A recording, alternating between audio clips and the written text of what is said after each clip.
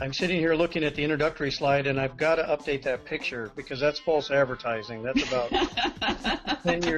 10 years old now, and I've got a lot more gray hair than that. I am indeed an airline captain. I'm an A320 captain for a major U.S. airline. I've actually worked for 5 different 121 airlines over my career, and a handful of 135 and corporate organizations as well. It's been a pretty well-rounded career. I've done passenger airlines now. I've done cargo operations in worldwide transport, flying 747s. I've flown Lears and Citations, some airplanes that maybe some folks haven't heard of, like Hansa Jets and Turbine Beech 18s. And it's been an absolutely fabulous career for me so far, and I'm only in the middle of it. So I'm looking forward to a long career left ahead of me. You know, so many people are very concerned on the blogs about the experience that they've had in their career. And I can honestly tell you the experience that people have had in the last 15 and 20 years has been very challenging. We have to be sympathetic, even empathetic, to the fact it has been a very tough environment for the last 20 years. But it's also a cyclic industry, meaning that when you have a downturn, for every action there's an equal and opposite reaction. And the reaction right now is that we are going into what's projected to be a 20-year boom in the industry. So we can't take the last 20 years experience and say, this is what the industry is going to be like. It won't be. It's going to be much better in the future, and that's what's really an exciting message for us, is to convey that we're getting into a very good time in aviation. So, just to kind of get started, maybe you can tell us more about ab initio. What does that even mean? Well, ab initio is I believe it's a Latin word that stands from the beginning. Mm-hmm. And what we're talking about here is how do we develop enough future aviators, future pilots, to meet the global demand. So first let's talk for a second, if I can, about the global demand. The numbers that are being put out there by Boeing, they've been validated by Airbus Industries, they've been validated by the U.S. Accounting Office, they've appeared in front page news periodicals like the Wall Street Journal and the USA Today. It talks about needing nearly a 500,000 new pilots in our industry over the next 20 years. So ab initio is an old concept, but it's a concept of we may have to start training pilots from zero time to get them qualified to be airline pilots, because they're not coming through the ranks organically, naturally, fast enough on their own. So ab initio is a way to streamline the pipeline of people coming into the industry all the way into the front seats of the airliners. That makes perfect sense. So in a sense, that means taking people from their very first lesson, maybe people who are you're looking for high school or community college graduates, or anybody in particular, or are there any qualifications to start an ab initio? I know it says from the beginning, but there has to be something at the beginning, right? Well, and that really is dependent on the airline and the individual. So you really have 2 types of ab initios. You have the self-sponsored ab initio. This is somebody who is looking to start maybe fresh out of high school or somewhere in the early stages of college. And honestly, nowadays, it could be anywhere in their career. We have a lot of people that get into aviation late as a second or third career. Mm-hmm. But they make the conscientious decision that they're pursuing aviation as a job, as a career field. So really, they are ab initio students. It's how quickly they dedicate themselves to accomplishing that task. And some people will use schools like Cochise College, FIT, the 141 schools. They'll go there to accelerate either their education or their time building to get done quicker so they can get into the job market. The other type of ab initio is somebody who is being sponsored by an airline. Lufthansa has done this for many, many years. Lufthansa hired nationals from Germany. They sent them over to Arizona, and they sent them to flight school really with zero flight experience. Now, there is an advantage to hiring somebody with zero flight experience for the airlines, and that is that you screen them not on their skill, you screen them on their aptitude. You're screening them on, are they a good cultural fit to your organization? And then you train them to be the airline pilot that you want them to be. So there are some benefits there. United Airlines did this in the 60s due to the Vietnam War. There just wasn't enough pilots available, and they had to recruit people. At that time, Paula, they were using people with private pilot licenses as a prerequisite. So it really depends on the airline, whether it's self-sponsored, whether it's sponsored, what that starting point is. But the end game is still the same, and that is creating a pipeline that is a clear beginning, a gateway, all the way through career preparation and hopefully placement. That makes perfect sense. So, if I'm going into an ab initio program as a self-sponsored student, just to get kind of an idea of what I'm in for, what kind of time and money requirements are we looking at? And I know we're going to talk about this in more detail later, but just to get a broad picture of what that would look like.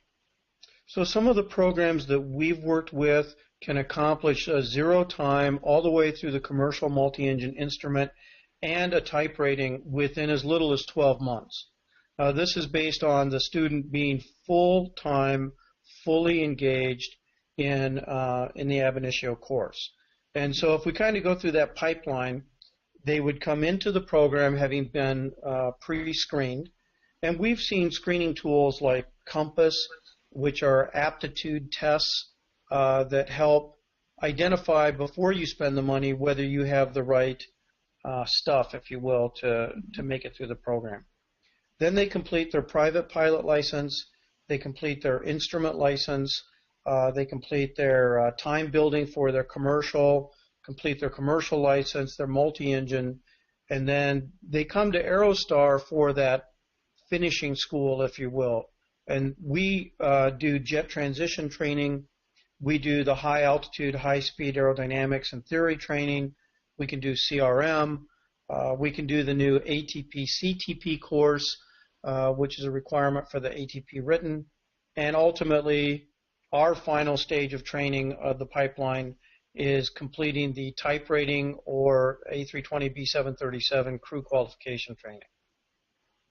Fantastic. Okay, so we know a little bit about the ab initio programs. There's a question, what are the advantages to my flight school for partnering with Aerostar as opposed to just creating my own program? That's a very good question, and clearly we believe in creating a symbiotic relationship that you allow people to focus on their core competencies. Mm-hmm. Aerostar's core competency is we are a 142 training organization. We employ airline pilots, whether they're active or retired, to provide advanced Airbus, Boeing, large transport category jet training. But we are just one small piece of the pipeline. The biggest piece of the pipeline is the 141 or Part 61 school. So what we are proposing to industry is a partnership that would allow us to work as one single pipeline, a symbiotic relationship, so that the student gets the feel of a one-stop shop that gets them all the way through their general aviation training and delivers them into type rating school and out to industry. The other piece I think that's important right now, Paula, is the new ATP CTP course. The new ATP CTP regulations here in the U.S. Make it difficult for 141 and 61 schools to offer students the ATP and the ATP written examination leading up to the ATP. Partnering with a 142 school like Aerostar gives you an outlet to accomplish the ATP. Now that course now requires that students or candidates for the ATP written have to have 30 hours of ground school instruction taught by somebody with at least 2 years of PIC 120, or I shouldn't say PIC, it could be SIC as well, but 121 experience. And they have to receive at least 10 hours of advanced flight training, simulation training, of which 4 hours can be done in an FTD, 6 hours have to be in a full motion, full flight simulator. Those have to be provided in an aircraft that weigh more than 40,000 pounds gross takeoff weight. Mm-hmm. Those are not easily accessed resources, and we provide those resources for you through the 142 pipeline. Yeah, most of the 141, excuse me, and 61 schools don't just have one of those sitting on the ramp.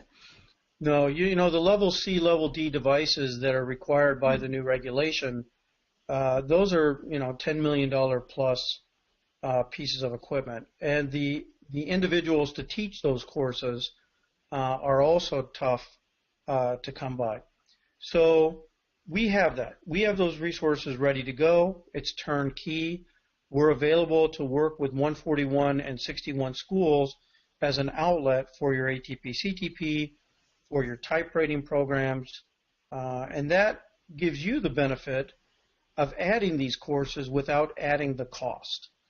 So you can add the course to your curriculum, you can advertise it, you can market it, and really it's just an affiliate relationship, and we create a symbiotic pipeline. Right. And then there are also marketing advantages to working together, one of my favorite subjects.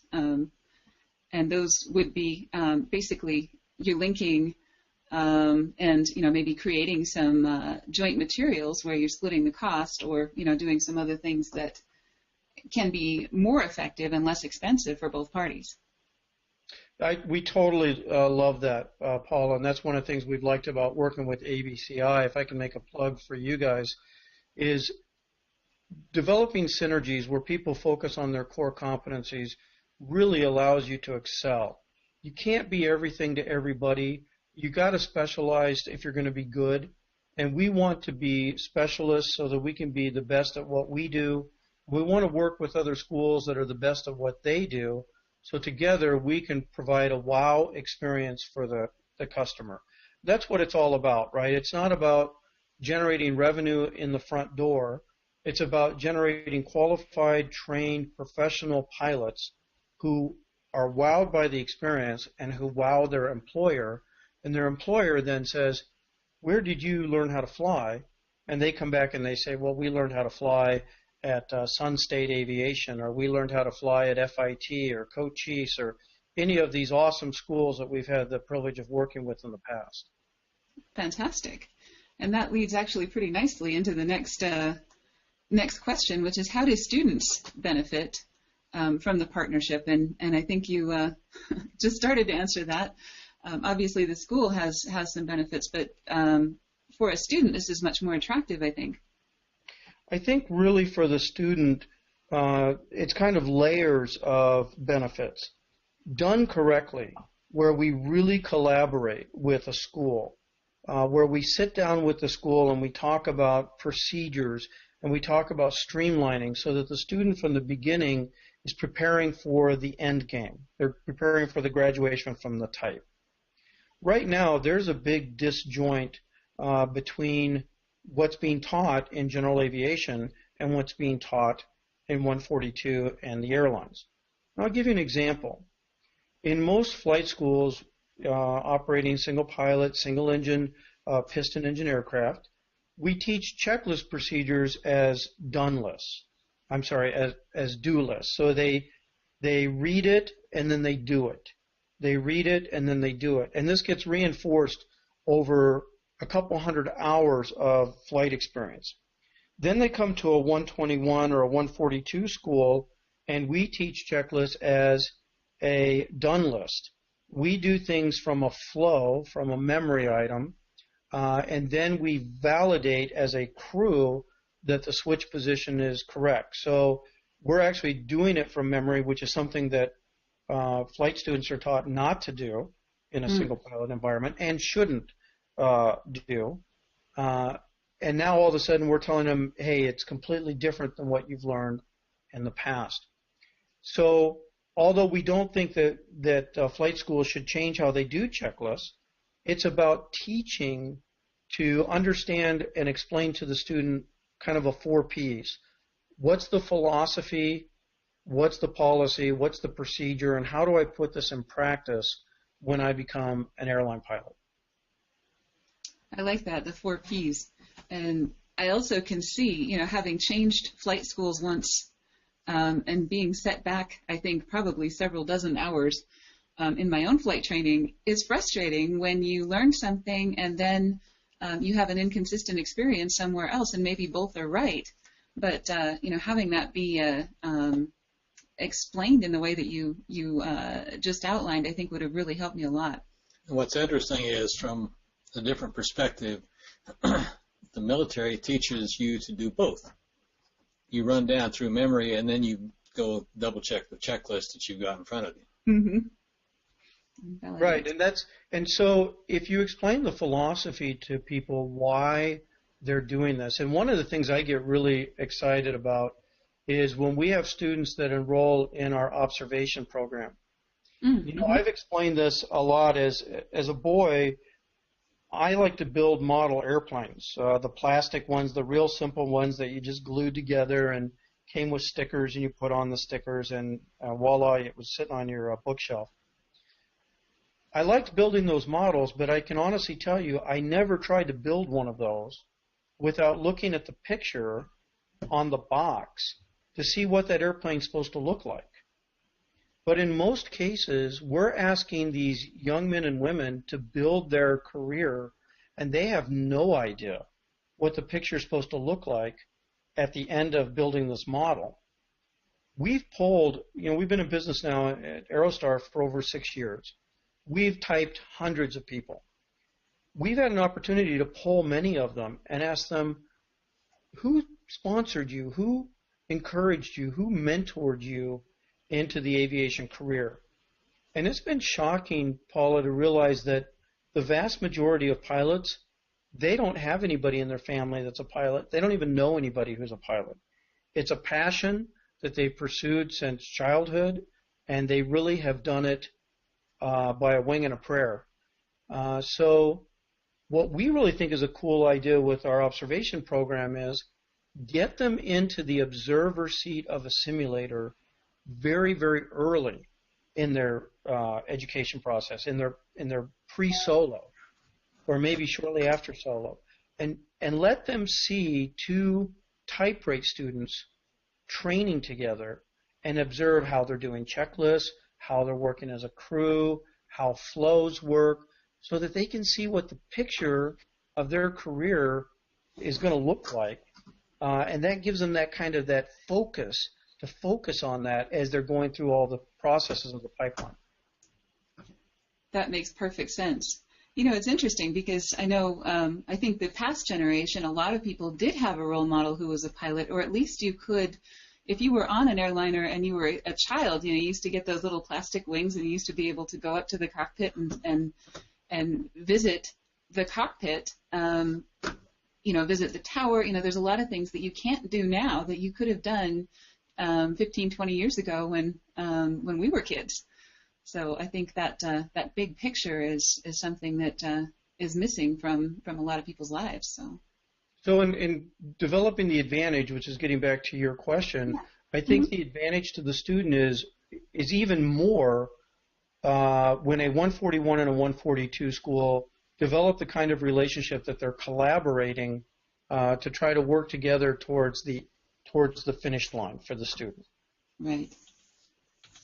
That makes perfect sense. So next question, can you provide FAA compliant ATP CTP completion? I know this is a big deal for a lot of students and schools who are kind of struggling with this right now. Well, thank you. And here's the update from our side. We were one of the early submittals for the ATP CTP course. That process is brand new, and I think the FAA has done a great job with it. But, of course, this got dropped on their lap by Congress And so there's been a little bit of a time delay. I can tell you that this went from our local office to our regional office to Washington's FAA headquarters, all of which have given feedback and vetting these programs. Our program has come back, and we are in the process of making some very minor corrections. We've been advised that final approval is imminent. We're hoping to have that really within the next couple weeks. And as soon as that final approval is provided, and I should call it final initial approval because the school will be approved for 1 year while the FAA monitors us and it comes and does an audit to make sure that we've met their intent and compliance. But we should be delivering ATP CTP classes as early as the last half of February or the first part of March. Fantastic. So if someone is starting or is in the process of flight training, they can count on, as much as you can count on anything having to do with the government, that will be in process and that will be in place for them. That's correct. And the advantage of doing the ATP CTP with a 142 school is the FAR is pretty clear that you can take credit for overlapping topics that are taught. Mm-hmm. So if we're teaching a specific topic in the ATP CTP class, we can then validate it in the simulator that it's trained to proficiency. You can actually realize a little bit of time and cost savings by doing the training concurrently. And one of the things that we would like to propose to the FAA is to allow us to take the ground school portion of the ATP CTP and teach it on site at 141 schools. Now we're making that request. It does require that the school provide the 141 approved classroom, but this would allow us to help control the cost for the school and the individuals when we're given the opportunity to come and use your resources and build classes at your facilities. That makes perfect sense, and actually that leads really nicely into a question that we just got about the cost associated with the ATP CTP completion. And I don't know if you have broken that out specifically, and of course it would depend on whether it's your site, their site, and a number of other items. But. Absolutely. So if it's done right now, it's for an individual, retail price for an individual who's going to train on site with us at our facilities. That course is $4,999. And let me speak to that. That's a lot. That's very expensive. But keep in mind, the simulator that you're going to be using is an Airbus A320 or B737 sim. Those sims are expensive. Training in there with an instructor, you're talking about $700-800 an hour for the simulator time. And we should also be aware that the simulator time can be counted as multi-engine. So since it is a landing qualified and certified simulators, you can count that as twin time. So I would like to say that I know that $4,900 is expensive, but I think the quality of the training is right, and I know that we've done our best to try to keep the cost down as much as we can. Fantastic. We did have one other question, and I'm not sure if we want to do that now or later. You can tell me, Dave. Do you have a take on MPL implementation? So MPL is not something that we're currently involved with at Aerostar. We know that the industry outside of the United States is looking at this multi-crew pilot license solution. It is currently available in a few places in the world. We think there's a better solution, and I think what we would say is if you complete all your licenses and you complete a type rating program, you're going to be pretty much at the 350 hours that the MPL license gets you to, and you're going to have all of your ratings. It's all transferable, and it's all licensed. If you go through an MPL program right now, you really don't get the licenses. You get a certificate that allows you to operate for the airline. We would argue that it's better just to do the licenses but we certainly think that there's a better way to modernize how we do pilot training. And our solution for that is to combine the multi-crew, the ATP, CTP during the time building phase of the commercial license.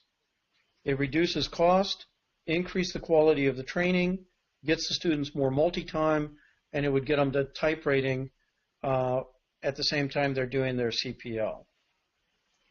Hey Dave, there's a follow-on to a previous question. They want to know if the cost you quoted includes a check ride, or is it just requirements to complete the written?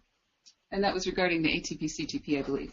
So it's the tuition for the entire ATP CTP course, which is that 30 hours of ground school. Our course is a little bit longer than that, by the way, and it includes the 10 hours of FTD and full flight simulator time, and the instructors and materials. It does not include actually taking the written test.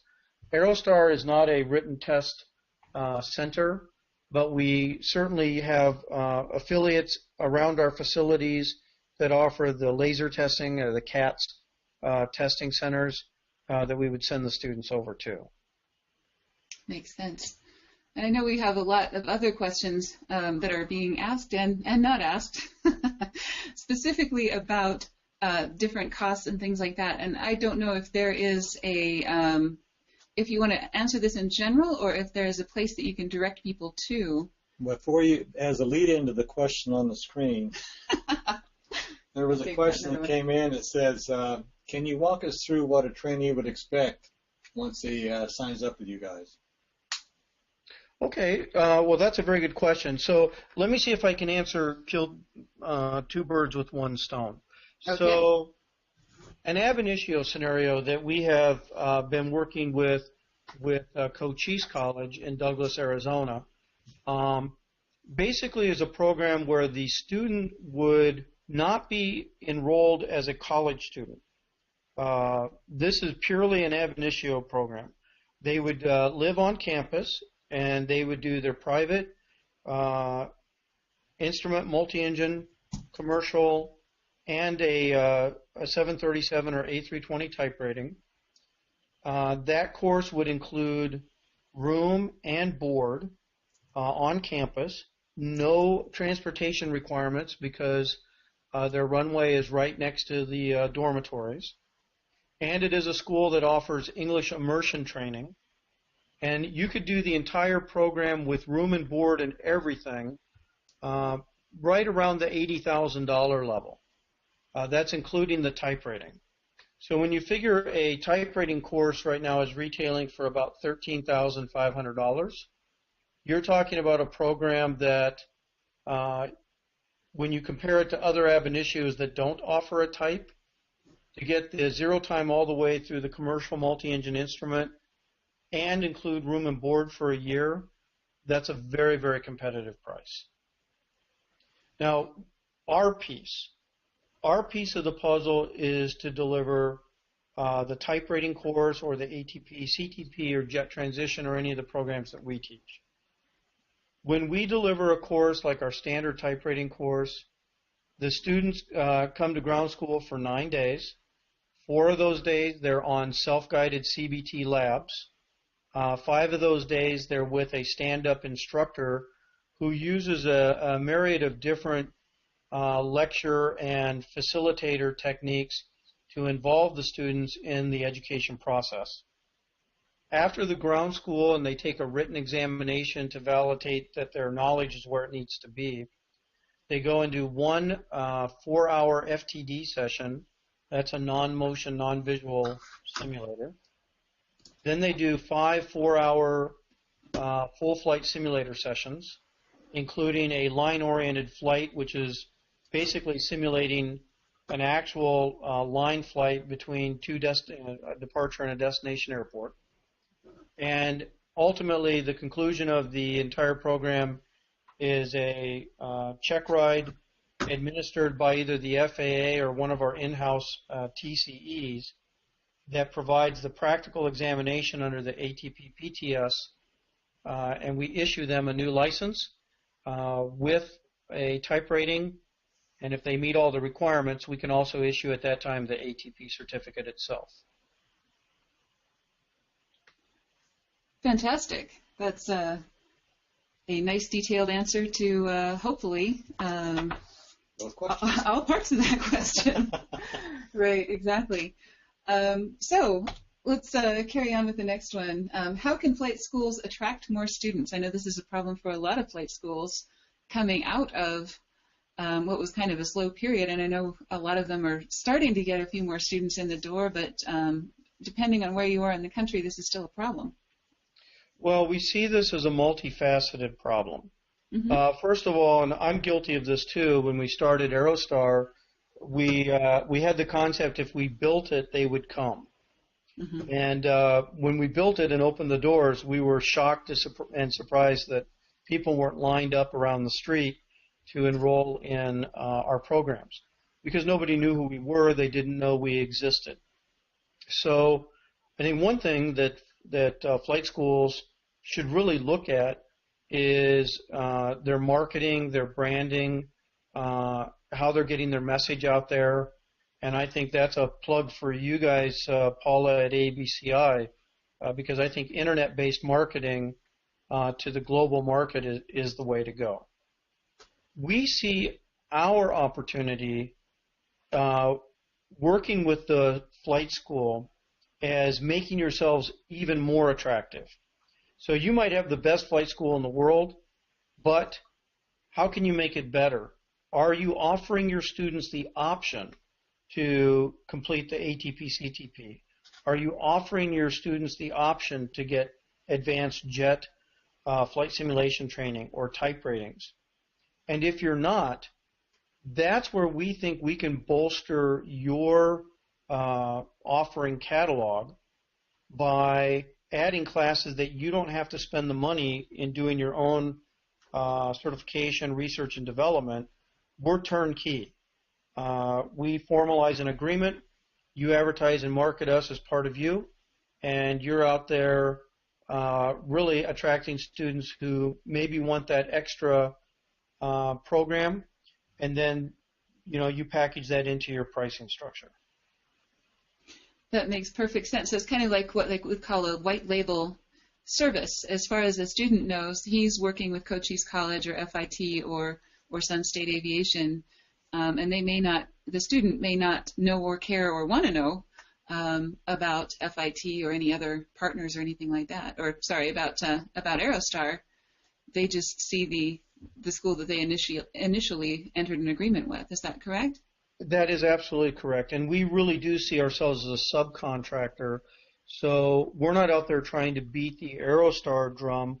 We're trying to we're a sub-service to the larger pipeline, which is the flight school itself. We just want to be there at the end to help you provide that finishing school, that graduate school piece, which is the type rating ride. And how you market it, package it, present it, is really up to the individual school. That's, we want to support whatever the school thinks is the best approach for their individual marketing efforts. I will say that, with FIT, for example, one of the things that we did early on with FIT was FIT actually got our programs approved for academic credit so that students could attend a type rating course or a flight deck observation program and receive college credit for it, number one, and therefore they could apply student aid, financial aid to help offset some of the cost of these programs. Right. That makes perfect sense. And, the other side of that, I think, is that affiliating with Aerostar is to the advantage of flight schools because of Aerostar's reputation. As you've mentioned, you've been in business for 6 years. A lot of the other providers in the market maybe don't have the reputation that you do for quality of training and things like that. So, it's kind of like a Gulfstream with a Rolls-Royce engine. You do want to have the best components in your system, and Aerostar is a really good engine to have under the hood for those students that do want to look at the details. I'll say this, Paula, our students have given us very positive feedback. The quality of the training that the students who have come through our type rating courses really has been very, very positive. And that means a lot to us. Now, I'm not going to say that we don't occasionally have people that run into training issues, because every flight school does. In fact, if you have a flight school that doesn't have some kind of training issues, they're probably selling the license and not selling the training. True. But we take great pride with the fact that people have been employed from our training program. We currently have a relationship with Tiger Airways, where Tiger Airways in Australia is sending their initial new hires over to Aerostar as a preferential provider for them, and the feedback that we're getting has been very, very positive. So we're very proud of that. Right. Let me just expand on that just a little bit more as far as how can flight schools attract more students. And I think, the key word here from a marketing perspective is competitive advantage. So, if there are 4 flight schools on your field and you are the one that offers ATP, CTP, and type ratings and all of the things that Aerostar can add to your catalog, that really makes you stand out, because people don't buy flight training. They buy a career. It's just like, the old marketing saying is, people don't buy a drill, they buy the holes that drill can make. They're really buying a solution. And I think as flight school owners, sometimes people get into the mode of, we have to lower our prices, we have to offer training at a lower cost per hour than the other folks on the field, and that's our competitive advantage. But that's just a race to the bottom, and that doesn't do anybody any good. So, adding to your competitive advantage rather than subtracting from your price, I think is really, really key to staying in business, in a healthy business as a flight school. Yeah, you're absolutely right, Paula, and of course you've got a lot of experience with that. We try to compete on value, not on price. We want to have the best targeted value. We're not trying to be the Walmart provider in our markets. We're trying to be the target. We're also not trying to be the Tiffany's. We find that most of the students are looking for somewhere in the middle, where it's a reasonable price, reasonable quality product. They're going to get a good foundation of training, and they're going to be able to better afford it than some of the $40,000, $50,000 type ratings. I mean, let's be clear here. To get a type rating on a Gulfstream or a Challenger at Flight Safety or Semi-Flight CAE, you're looking at paying $40,000, $50,000, $60,000. To get a type rating on an Airbus A320 or a Boeing 737 NG with Aerostar is $13,500.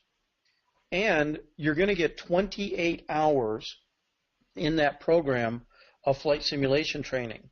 Now, if you take 28 hours of flight simulation training and just run the math, so I think the average twin is about $358 an hour, or $350 an hour. If you get 28 hours of that, that's almost $10,000 of the cost right there. So I think it's very attractive. I think one of the other things that I didn't mention, Paul, if I can, I'm going to go slightly off the track here a little bit, but I think one of the challenges that we're faced with as flight schools in the United States is, with the new ATP rule, how do we get graduates from the commercial multi-engine instrument and or type rating program to employment? Because if we can't get them out the door and get them into a job, then it slows down that pipeline. And this is where we really see a symbiotic solution to kind of a global problem.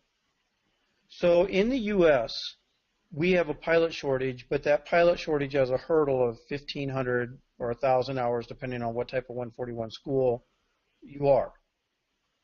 The international market does not have that limitation. Right now, the average new hire flying an A320 or a Boeing 737 or any narrow-body airliner in Asia, the Middle East, and Africa the average new hire has about 300 hours or less.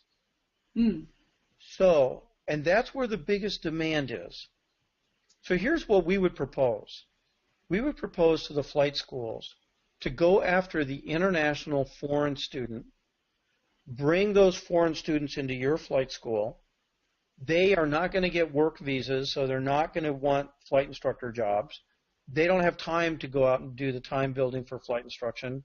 As soon as they graduate, they're going to go back and go into their airlines specific training program. But what that does for you is it increases the number of people utilizing your airplanes, increases your revenue streams, and it also increases the flight instruction opportunities for our local American men and women. So by helping the international market, we're creating more flight instructor opportunities for our own market, which then bridges the gap to get people to the airlines. So we really see it as a global and a symbiotic solution. And if you stop and think about the demand, with 500,000 pilots needed over 20 years, if every single flight school in the United States pulled their resources together, we still couldn't meet that demand in that time frame. So Right. There's plenty of work for everybody. We need to try to figure out a solution that really brings more foreign folks into our training environment, and that helps our training environment produce more American pilots. Right.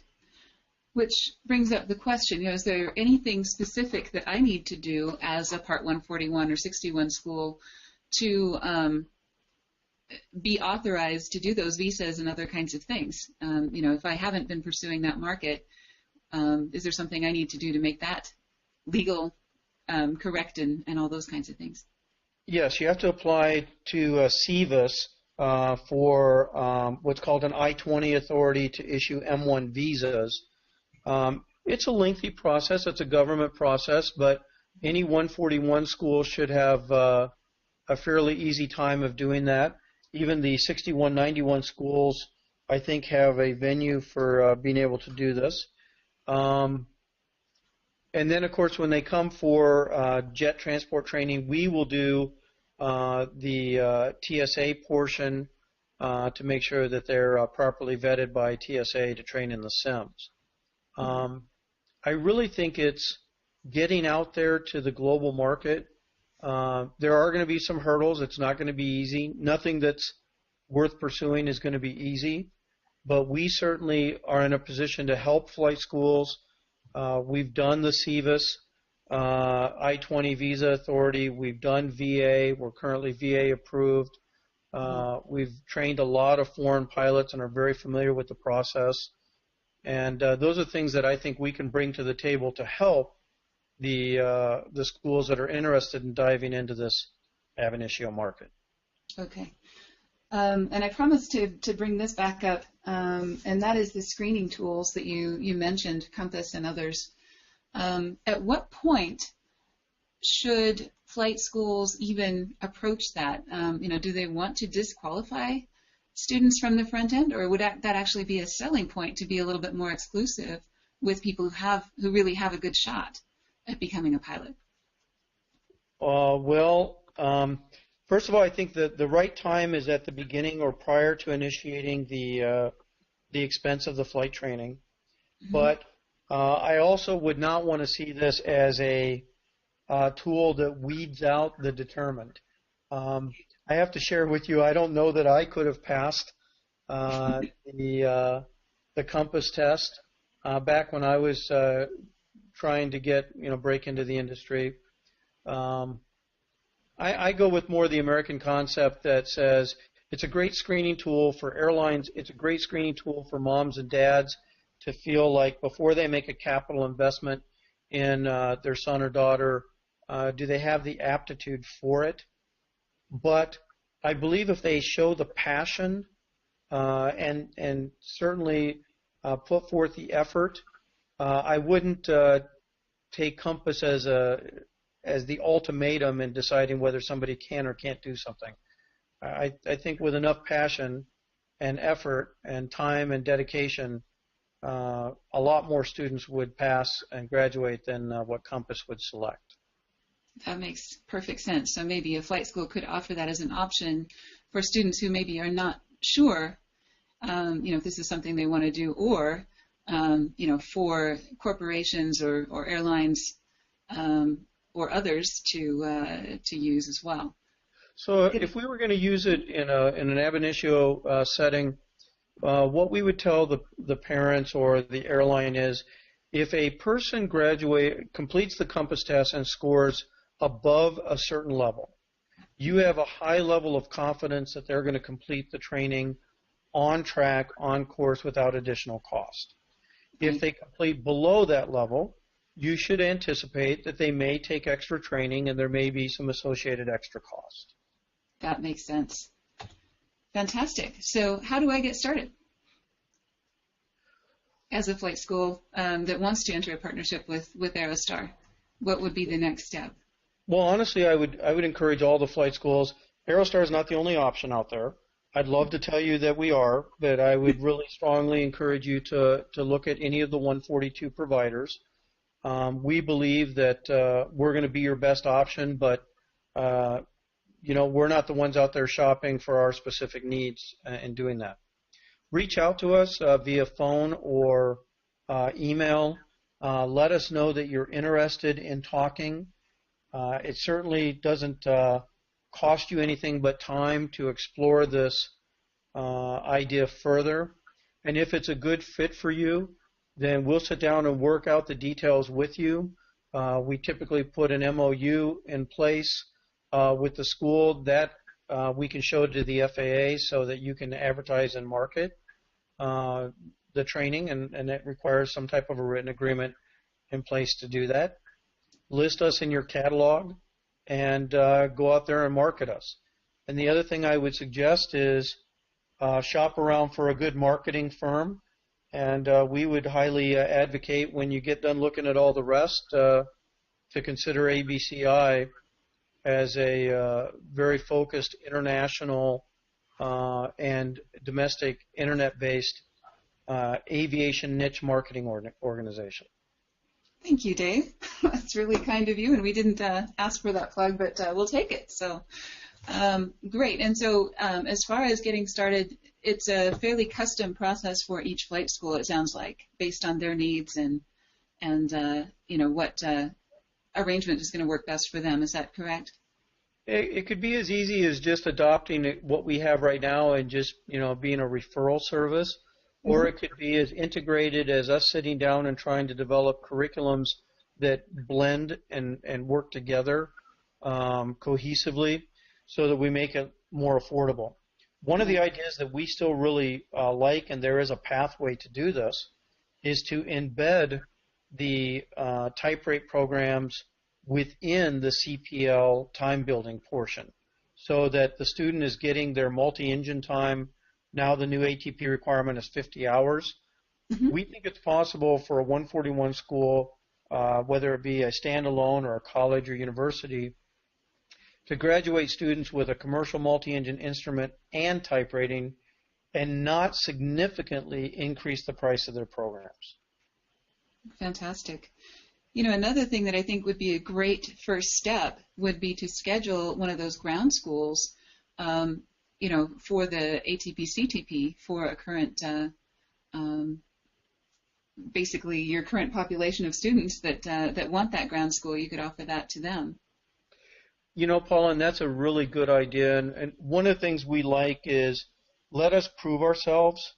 So if you invite us out to teach a ground school, we can come out and do a 2-hour presentation, which could be just a general how goes it in the industry, up to we can present CRM, we can do RVSM, we can do hazardous materials training. But ultimately, I think for the college and university market, if we're allowed to bring the ATP CTP ground school to you, invite us out. Invite us out to come in and host a class for you, so that you can hear how we deliver our training yourselves, and you can make that decision. And then that would give us a chance to sit down and talk more Not asking for a commitment from you. Just invite us to come out and put on some training and take advantage of that offer. Right, and see how your students like it and see how well it integrates. So that's fantastic. I think we've been doing a pretty good job of keeping up on questions. John's been facilitating those for us and doing a fantastic job of typing frantically as we have the session going on. So hopefully everybody's questions are being answered. But if anybody has anything that they haven't discussed, if you want to go ahead and throw that into the chat window, we've got just a couple more minutes. And otherwise, but we really appreciate you taking the time to do this, Dave. It's always good to hear from someone who's actually in the business of training pilots and placing them with airlines. You know, what are you really running into, as opposed to just some marketing stuff that we could put together. It's always best to hear from the people who are doing the job, right? Well, thank you. And again, if anybody has any questions, you can see on the screen right now, there's our email, there's our phone number. Please give us a call. My extension is 112, and that rings right to my cell phone. So if you call that extension, leave me a voicemail, that'll reach me pretty much anywhere I'm at, unless I'm in the simulator or currently out flying a trip.